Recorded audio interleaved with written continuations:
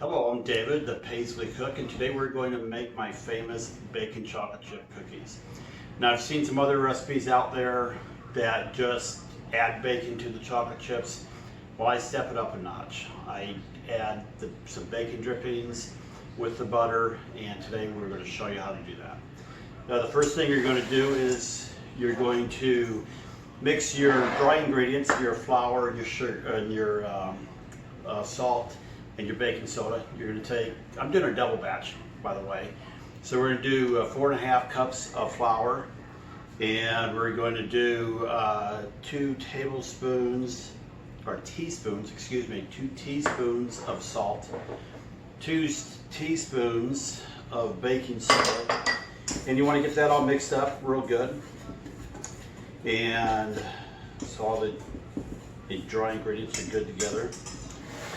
Set that aside, and then we're going to start with the sugar and the wet ingredients. So you're going to add, let's see, I'm cheating here, I got my cheat sheet up in the front of me. 1.5 cups of sugar, 1.5 cups of packed brown sugar, and then we are going to put in 4 eggs. And we are going to put in the baking grease. Now the thing is, you want to use a solid baking, let it be refrigerated. If it's too liquidy or too soft, it doesn't give it the right texture. Let me grab a spatula here.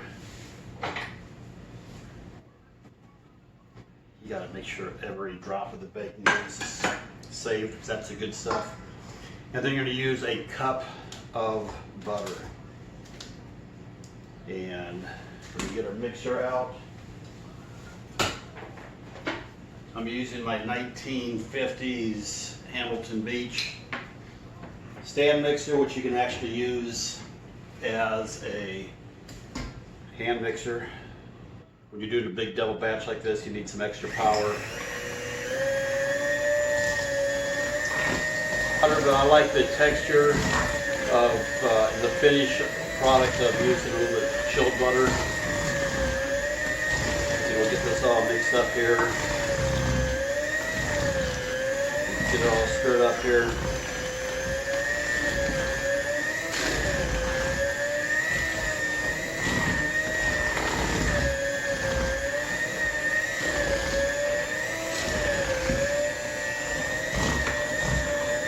And then we're going to add the vanilla.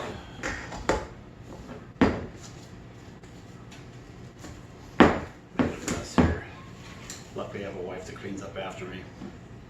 And we're going to do 2 teaspoons of vanilla.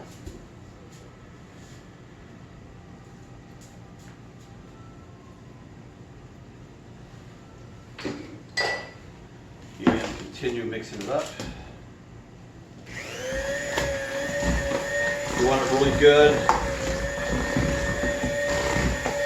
And once everything is wet ingredients are all mixed with the sugar, we will now add some of the flour.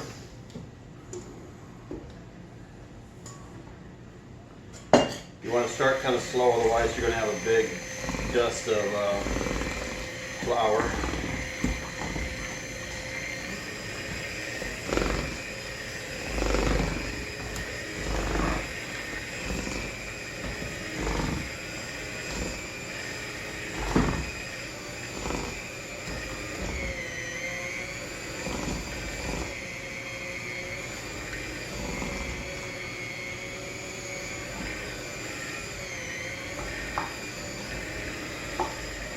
And I came up with this idea. I was just really enjoy chocolate chip cookies. Nothing's better than a good chocolate chip cookie, but you know, you've got to add some bacon to it. Bacon goes good with everything.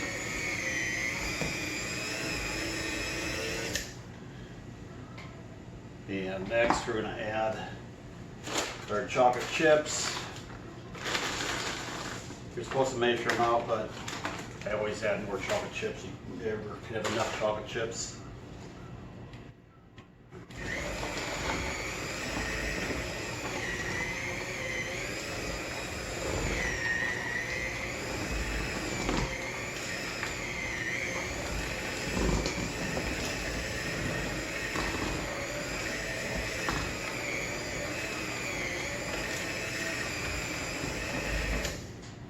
And then what I do is I pre-cook the bacon, get it cooled off, and then I chop it up in a really nice fine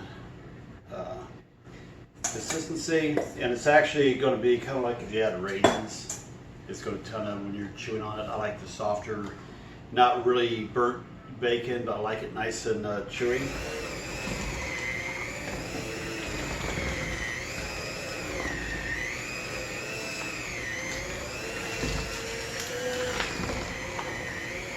And we're just about got it mixed up here. Got my oven preheated to 375.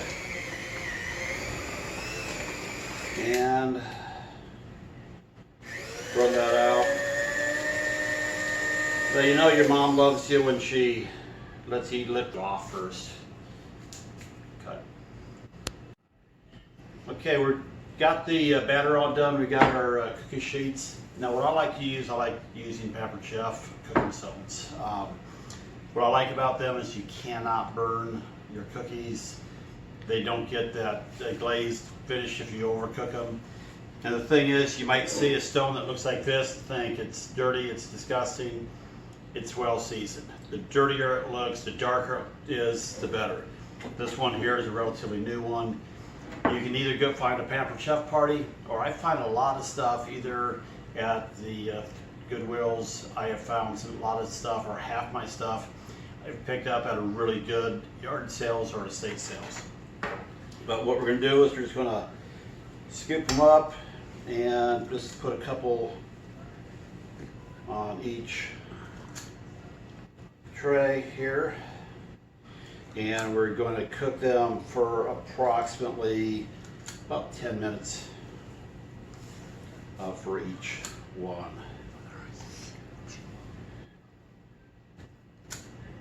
And there we go. And we'll throw them in the oven. Set your timer for about 10 minutes, and we'll come back and we'll see how they turned out. Okay, we got the timer just went off, and we're going to pull them out of the oven. They were in there for a little bit longer because they were extra big.